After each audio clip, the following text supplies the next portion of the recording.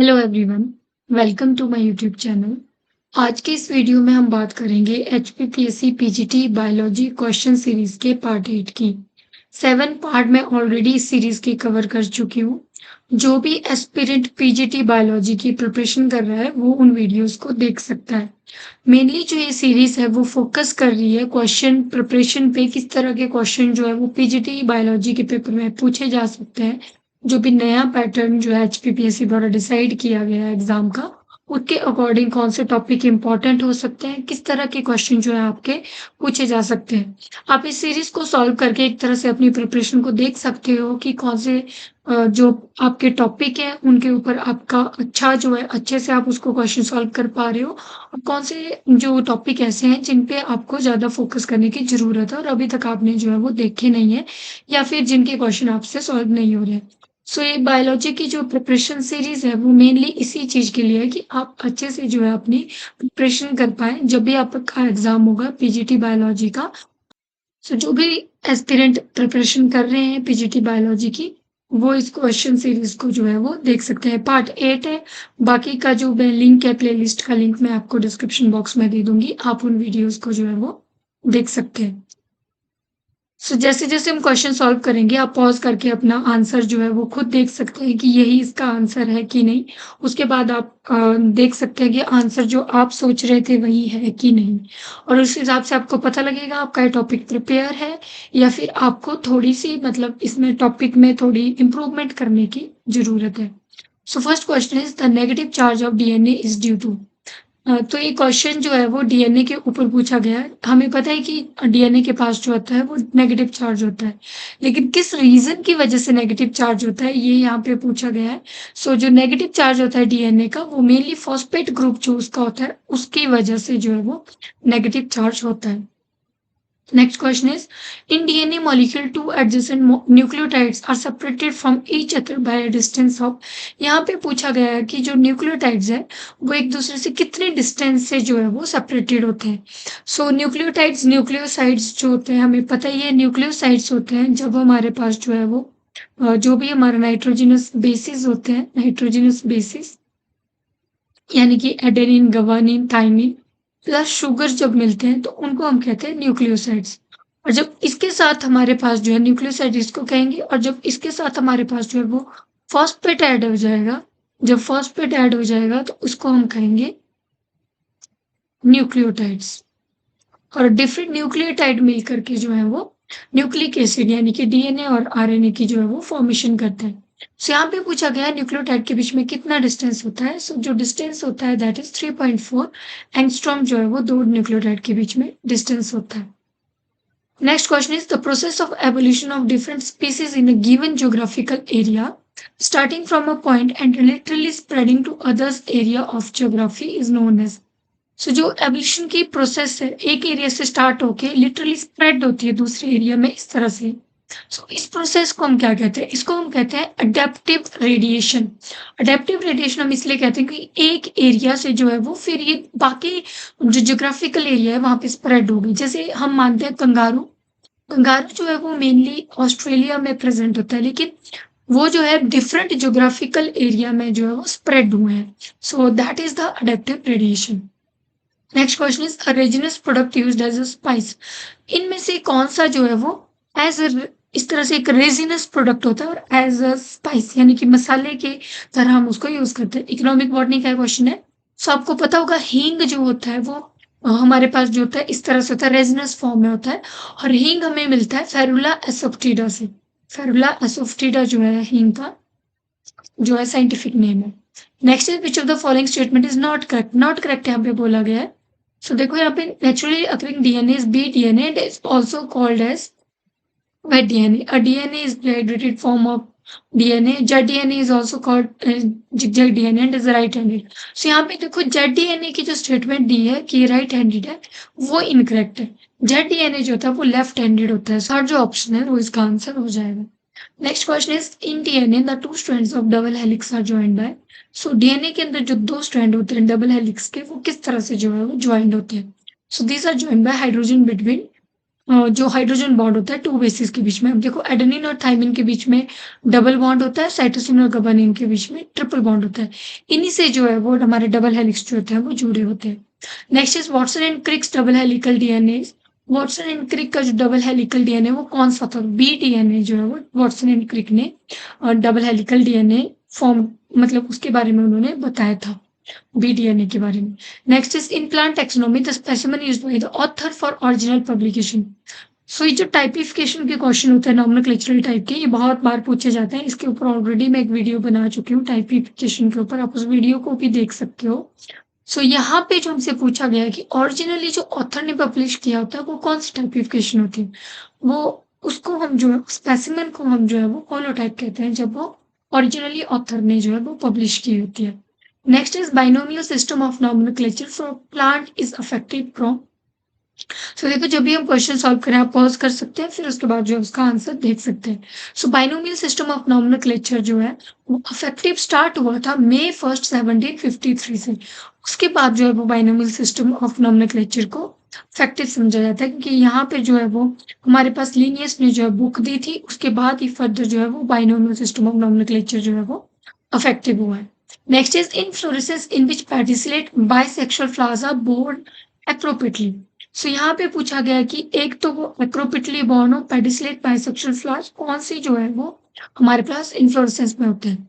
सो एक्रोपिटली जो ग्रोथ होती है फ्लावर्स की वो मेनली जो होती है हमारे पास रेसिमोस टाइप ऑफ इन्फ्लोरेसेंस में प्रेजेंट होती है। साइमोस के अंदर जो है वो हमारे पास बेसिपिटल जो है वो ग्रोथ होती है। सो जो एक्रोपिटल और बेसिपिटल है इसका आपको पता होना चाहिए।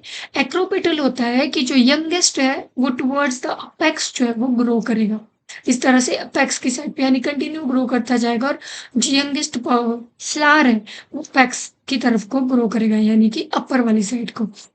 यहाँ पे हमारे पास जो है ओल्डेस्ट होंगे, फिर ऊपर जो होंगे वो यहाँ पे न्यू जो फ्लावर होंगे यानी कि यंगेस्ट जो फ्लावर होंगे वो होंगे। और दूसरा हमारे पास होता है साइमोस जिसको हम कहते हैं वेसिपिटल ग्रोथ शो करता है। यहाँ पे जो ओल्डेस्ट फ्लावर होता है वो सबसे ऊपर होता है, बाकी के जो होते हैं यंगेस्ट जो होते हैं वो बेस वाली साइड को ग्रो करते हैं। बेसिपिटल यानी कि जो यंगेस्ट फ्लावर है वो ग्रो कर रहा है टुवर्ड्स द बेस, और एक्रोपिटल यंगेस्ट जो ग्रो कर रहा है टुवर्ड्स द अपेक्स। इस तरह से आपको याद रखना है।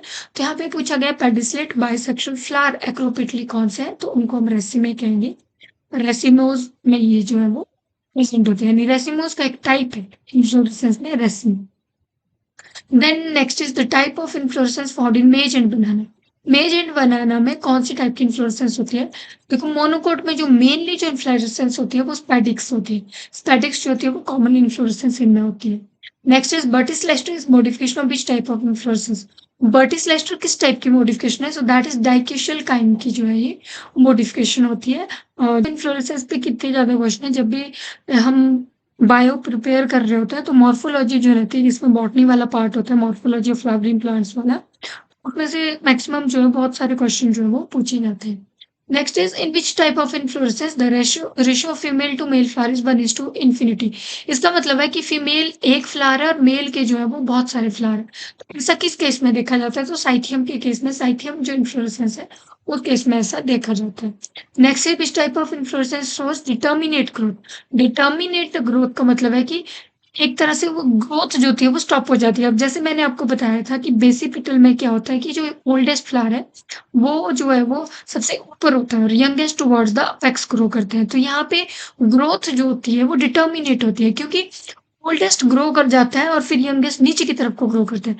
अब जब हम बात करते हैं एक्रोपिटल की, एक्रोपिटल में देखो यंगेस्ट जो है ऊपर वाली साइड को ग्रो करेगा, ओल्डेस्ट जो है नीचे वाली साइड को, तो इस तरह से ग्रो करते जाते हैं कंटिन्यूसली यंगेस्ट जो है वो अपेक्स की तरफ। तो ये इनडिटर्मिनेट ग्रोथ होती है। सो ये किस केस में थी? रेसिमोस के केस में थी।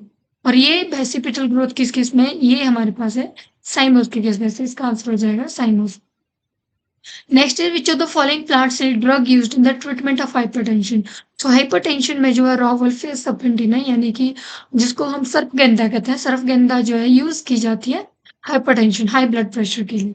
नेक्स्ट है विच of the following plant is used in the treatment of diarrhoea and constipation. Economic botany के क्वेश्चन है।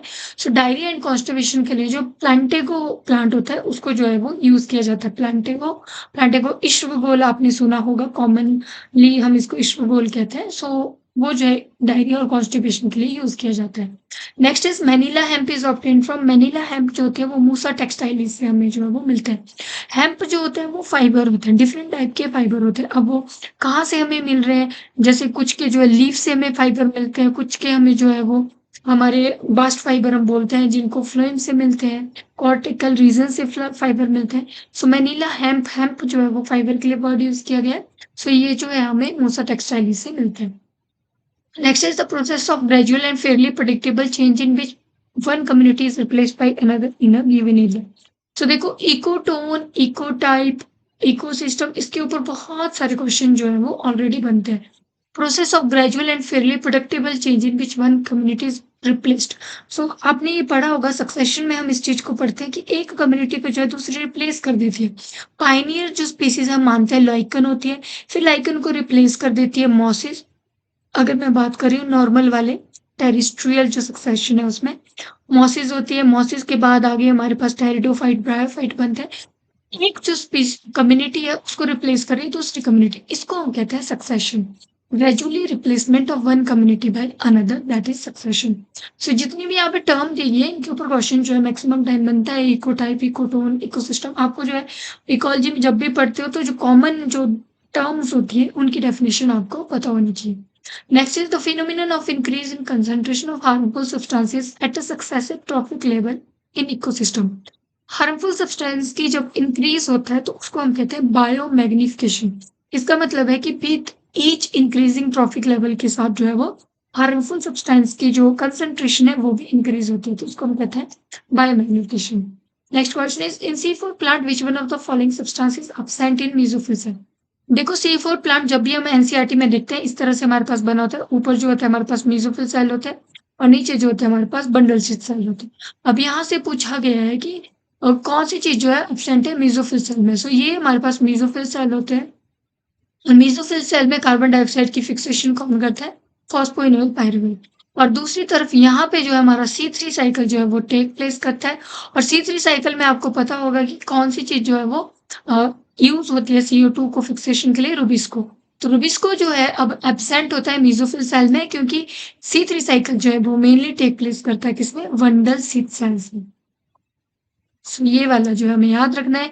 मेसोफिल सेल हमेशा उस कार्बन डाइऑक्साइड को उसमें पेप कार्बोक्सिलेज प्रेजेंट होता है और रुबिस्को कहाँ पे होगा, C3 साइकिल में, जैसे वंडल स्थित सेल्स में। Next picture of the following growth regulator is known to delay senescence. So senescence को कौन सा जो है वो डिले करता है। सो डिले करने के लिए जो है वो काइनेटिन रिस्पॉन्सिबल होता है और काइनेटिन में हम पढ़ते हैं रिचमेंड लैंग इफेक्ट। रिचमेंड लैंग इफेक्ट का मतलब है वो सेनेसेंस को जो है वो डिले करता है। वो इफेक्ट ही मेनली काइनेटिन कॉज करता है, साइटोकाइनिन कॉज करता है मेनली। सो इसलिए इसका आंसर जो है वो हमारे पास काइनेटिन हो जाएगा। Next is the potential of single isolated cell to develop into complete organism. एक अगर कोई सेल कंप्लीट ऑर्गेनिज्म डेवलप कर रहा है तो उसको क्या कहते हैं, उसको कहते हैं टोटिपोटेंसी। टोटिपोटेंसी यानी कि सेल की ability to divide, continuously divide and form complete organism, उसको हम कहते हैं totipotency. Next is a piece of DNA which can be used as a carrier for the genes to be clone. Carrier जब हम gene को use करते हैं, piece of DNA को यूज करते हैं, तो किसके अंदर हम उसको क्लोन करते हैं, बैक्टर के अंदर। बैक्टर को जो है हम यूज करते हैं एक जगह से दूसरी जगह में जीन को रिप्लेस करने के लिए। बैक्टर के अंदर हम इंसर्ट कर देंगे। जब हम बायोटेक्नोलॉजी वाला पार्ट पढ़ते हैं उसमें हमारे पास बनता है कि डीएनए को कट करके हम वहां पे जो है वो इंसर्ट कर देंगे अपना जो हम चाहते हैं जीन इंसर्ट करना उसको, और उसके बाद जो थ्रू बैक्टर उसको जो है जहाँ पे उसको हम पहुंचाना चाहते हैं टारगेट सेल में वहां पे पहुंचाएंगे। Next question is who is considered as father of plant tissue culture. Plant tissue culture के फादर हार्वर्ड लाइनेट को जो है वो कंसिडर किया जाता है। Next is in Calvin cycle which of the following compound is regenerated. Calvin cycle होता है C3 साइकिल। तीन ही इसमें फेज होता है। सबसे पहले होता है कार्बोक्सिलेशन, देन हमारे पास फिक्सेशन होती है एंड देन हमारे पास जो है वो रीजनरेशन होती है। सो रीजनरेशन वाला फेज जो है उसमें किस चीज को रीजनरेट किया जाता है, आरयूबीपी को जो है इसमें रीजनरेट किया जाता है। इस तरह से ये जो है हमारा साइकिल चलता है। Next question is the eighth vertebrae in frog. Frog के अंदर जो एट्थ वर्टिब्रे है वो किस टाइप का होता है? सो एम्फिसिलस टाइप का जो है वो एट्थ वर्टिब्रे रहता है। Next is tadpole larva of frog respires through. So जो लार्वा होता है फ्रॉग का वो कौन से ऑर्गन के थ्रू रेस्पायर करता है? एक्सटर्नल गिल्स उसके अंदर प्रेजेंट होते हैं जहां से वो रेस्पायर करता है। Next is in frog the cavity of olfactory lobe. Olfactory lobe की जो कैविटी होती है फ्रॉग के केसेस में उसको हम क्या कहते हैं? उसको हम कहते हैं राइनोसिल। Next question is chikungunya is transmitted by. Chikungunya एक डिजीज है, आपको पता है उसको कौन सा जो मस्कीटो है वो ट्रांसफर करता है? मॉस्किटो, यानी कि मॉस्किटो उसका वेक्टर की तरह एक्ट करता है। किसके थ्रू ट्रांसमिट होता है? एड्स जो मॉस्किटो है, एड्स मॉस्किटो, वो उसको जो है ट्रांसमिट करते हैं। Next is in brain grey matter is present.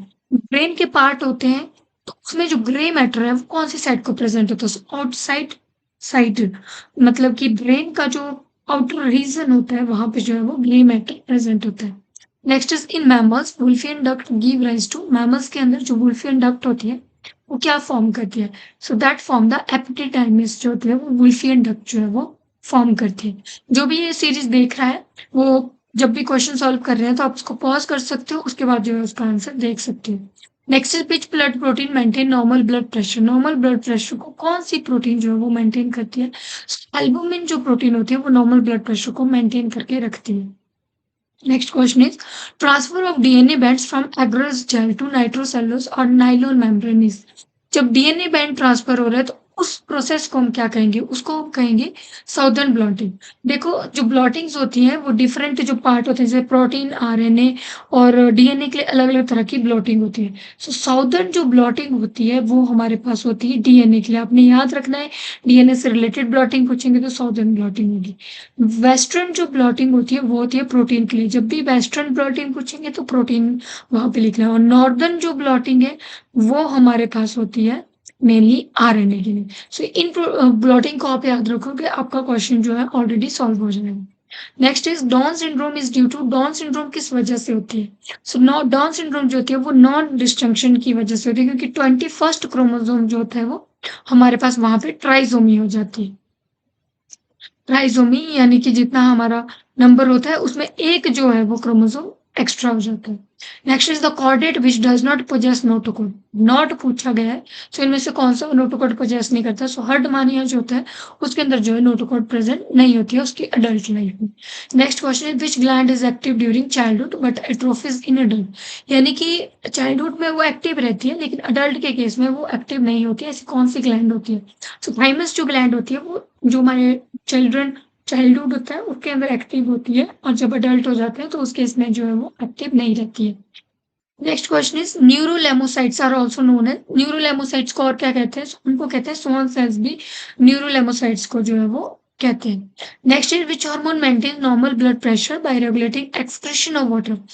एक क्वेश्चन हमसे पूछा गया था कि कौन सा जो ग्लैंड है वो रेगुलेट करती है हमारे नॉर्मल ब्लड प्रेशर को। यहाँ पे पूछा गया है एक्सक्रीशन ऑफ वाटर के थ्रू कौन जो है वो रेगुलेट करता है ब्लड प्रेशर को? एल्डोस्टेरोन। एल्डोस्टेरोन जो हार्मोन होता है वो नॉर्मल ब्लड प्रेशर को मेंटेन करेगा by excretion of water. Next is the life on earth imaged in which era. So देखो जियोग्राफिकल टाइम स्केल के ऊपर बहुत ज्यादा क्वेश्चन बनते हैं, आपको उसको अच्छे से करना है। यहाँ पे पूछा गया है कि कौन सी एरा में जो है अर्थ में लाइफ इमर्ज हुई थी। आगे जो एक एरा में जो है वो अर्थ जो है इमर्ज हो गई थी।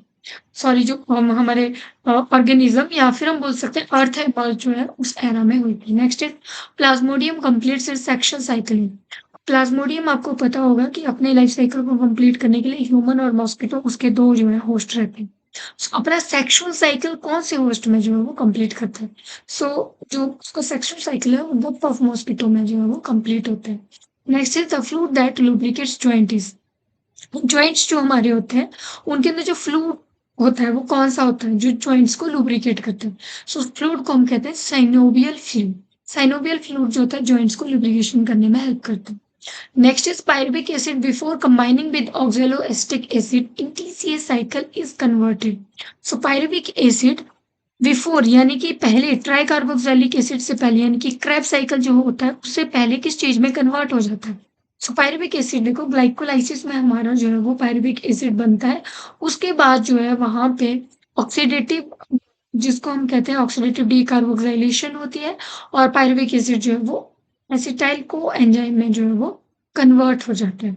सो इसका आंसर हमारे पास बी हो जाएगा। Next is Mantoux test is for Mantoux test किस चीज के लिए यूज किया जाता है? सो टीबी के लिए जो है वो मेंटॉक्स टेस्ट को यूज किया जाता है।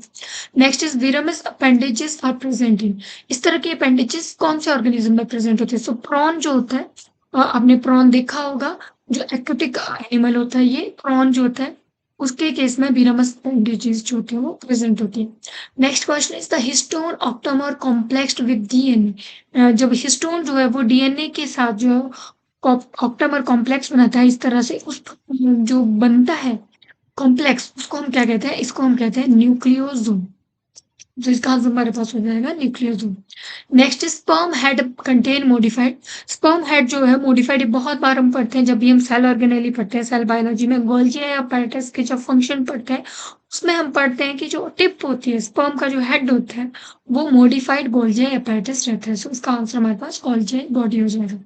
Next is the function of embryonic membrane allantois, जो एलेंटाइस एम्ब्रियोनिक मेम्ब्रेन होती है उसका फंक्शन क्या होता है? सो उसका मेन फंक्शन होता है रेस्पिरेशन और excretion. Next is the hexose monophosphate pathway is associated with production, hexose monophosphate pathway जो होता है मेनली, जिसको हम इसके अलावा और भी नाम देते हैं, संट पाथवे भी इसको कहते हैं। सो इसके इसमें जो है हेक्सोस मोनोफॉस्फेट पाथवे जो होता है वो मेनली किसकी प्रोडक्शन जो है वो करता है? सो NADPH2 की प्रोडक्शन जो है वो हेक्सोस मोनोफॉस्फेट पाथवे में होती है। फोर्थ ऑप्शन इसका करेक्ट हो जाएगा। Next question is the cocoon of earthworm contains fertilised egg, so जो कुकून होती है अर्थवर्म की वो कितनी फर्टिलाइज्ड एग कंटेन करती है? सो मैनी इसका आंसर हो जाएगा, क्योंकि अर्थवर्म की जो कुकून होती है उसमें बहुत सारे जो है वो फर्टिलाइज्ड एग्स होते हैं। सो ये हमारे क्वेश्चन थे, ऑलमोस्ट 50 क्वेश्चन हमने कवर किए हैं बायोलॉजी के डिफरेंट पार्ट से। जो हमारा अभी का सिलेबस है HPPSC का, उसके अकॉर्डिंग मैंने ये क्वेश्चन जो है आपके साथ डिस्कस किए हैं ताकि आपकी प्रिपरेशन जो है वो अच्छे से हो पाए। बाकी वीडियो आप देख सकते हो, लिंक मैं डिस्क्रिप्शन बॉक्स में डाल दूंगी, और बाकी कोई भी डाउट क्वेरी रहेगी तो आप जो है वो कमेंट सेक्शन में कमेंट कर सकते हो। होप सो ये वीडियो आपके लिए हेल्पफुल हो। Thank you so much.